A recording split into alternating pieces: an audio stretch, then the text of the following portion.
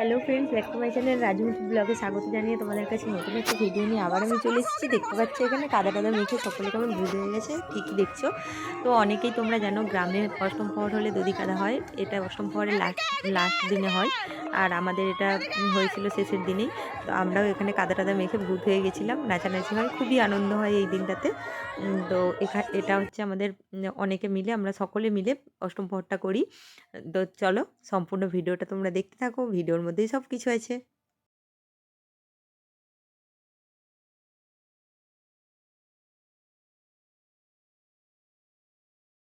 দেখো বন্ধুরা, মন্দিরটাকে এখানে ফুল দিয়ে সুন্দর করে সাজানো হয়েছে। ফুল দিয়ে যখন সাজানো হচ্ছিল, তোমাদের দাদা ভাই আরে সকলে মিলে, আরও দাদা ভাইরা আছে, কাকুরা আছে, সকলে মিলেই ফুল দিয়ে সাজিয়েছিল। কিন্তু আমি সমস্ত ভিডিওটা করতে পারি না ব্যস্ত থাকার জন্য। তো যতটুকু যা পেরেছি তোমাদের সাথে শেয়ার করে দিয়েছি। তো সকালে ওটা ফুল দিয়ে সাজানোর পরে সন্ধ্যায়, এটা সন্ধ্যাবেলা আরতি হচ্ছিলো। দিদি আমাকে ডাকছিল, দেখো দিদি বলছে তুমিও আসো। আমি যাই না, গেলে তোমাদেরকে ভিডিওটা করে কে দেখাবে, আমি যদি চলে যাই। তো ওই জন্য আমি গেলাম না, ওরা ঘুরছে। তো এখানে ওটা হচ্ছে ঘর ডুবাতে যাওয়া হবে। তো মন্দিরে চারপাশ দিয়ে 3বার ঘুরে ঘর ডুবিয়ে নিয়ে এসে, এটা দেখো পুজো হচ্ছে সন্ধ্যাবেলা। ঘর ডুবিয়ে আসার পরে পুজোটা হচ্ছে। তো এখানে পুজোটা সংকল্প যেগুলো যাকে বলে ওই সব করার পরে এখানে সকলেই আছে, কাকু আছে, কাকিমা আছে, জেঠু, বড় মা, আর তোমাদের দাদা ভাই আছে, আর একটা দাদা আছে, বৌদি আছে। বৌদি নেই, দাদাও ছিল, দাদা ছিল শুধু, আর তোমাদের দাদা ভাই ছিল। আমরা দুটো বউয়ে ছিলাম না, ওখানে বড়রা সকলে ছিল। আর এখানে ওই পুজোটা হচ্ছে, সংকল্প হচ্ছে। তারপরে পুজো টুজো হয়ে যাওয়ার পরে সন্ধ্যায় পালা নাম কীর্তন যেটা হয় সেটা হবে। তো আমাদের এখানে অনেকগুলো পালায় নামের যে দল আছে অনেকগুলো এসেছিলো। আমি একটা দলের ভিডিওই দেখেছিলাম, আর আমি একটাই দেখে শুয়ে পড়েছিলাম। বেশিক্ষণ রাত জাগতে পারি না, সারা রাত। তার পরের দিন অনেক অনেক হয়েছে কীর্তন, কিন্তু আমি সবটা দেখতে পারি না। যতটা দেখেছি আমি ততটাই ভিডিও করেছি তোমাদের সাথে, ততটাই তোমাদের সাথে শেয়ার করে দিয়েছি। দেখো এখানে ছোট্ট ছোট্ট বাচ্চাদের দল হয়েছিল। বাচ্চাগুলো রাধা রাধা কৃষ্ণ সেজেছিল, দুটো বাচ্চা, একদমই বাচ্চা এরা। তো যাই হোক, করেছে, ভালো হয়েছে। কিন্তু খুব যে মানুষকে যতটা পেরেছে এরা আনন্দ দিয়েছে। ছোট ছোট বাচ্চা তো বুঝতেই পারছো, যতটা পেরেছে ততটা করেছে। অনেকের মনে লেগেছে, অনেকের মনে লাগেনি, এরকম হয়েছে। তো বাকি আরেকটা যে দল এসেছিলো তারা খুব ভালো করেছিল, কিন্তু সেই ভিডিওটা আমি তোমাদের সাথে শেয়ার করতে পারি না। সেই ভিডিওটা আমার কাছে আপাতত নেই, সেই জন্যে তোমাদের সাথে শেয়ার করতে পারি না। আমি যখন বাড়ি গিয়েছিলাম তখন এটা হয়েছিল। এটা তো চলো দেখতে থাকো।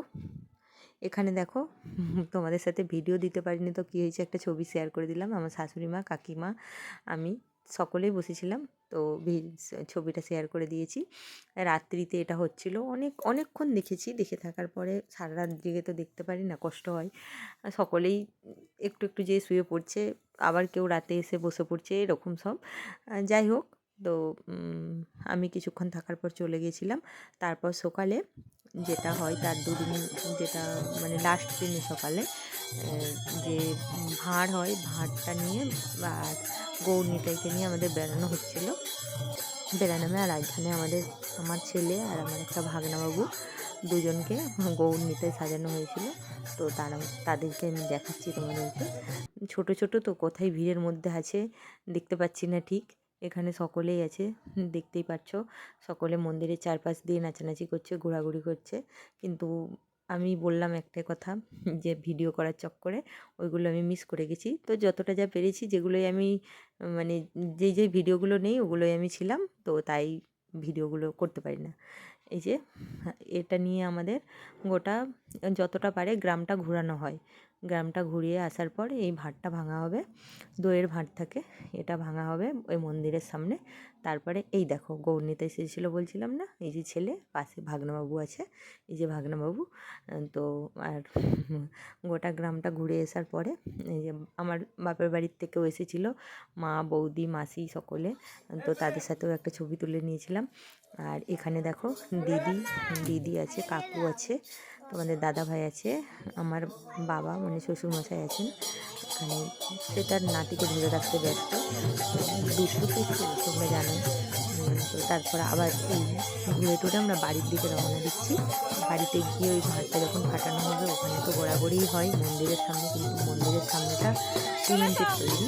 তো ওই সিমেন্টের তৈরির জন্যে যতটা পেরেছে ওখানে সকলে গোড়াগড়ি করেছে, কিন্তু তাদের আবার পোষাচ্ছিল না বলে ওরা আবার মাটিতে মানে নিচে নেমে এসে মাটিতে কাদা জল ঢেলে আবার এই যে নাচানাচি করেছে। তো সেটাও তোমাদের সাথে তুলে ধরেছি। তো চলো তোমরা দেখতে থাকো ভিডিওটা। আর হ্যাঁ, ভিডিওটা কেমন লাগলো অবশ্যই তোমরা জানিও। ভিডিওটা ভালো লাগলে অবশ্যই করে লাইক কমেন্ট শেয়ার করো। আর যারা এখন আমার চ্যানেলে নতুন তারা অবশ্যই করে চ্যানেলটা সাবস্ক্রাইব করে পাশে থাকা বেল বাটনটি বাজিয়ে দিও।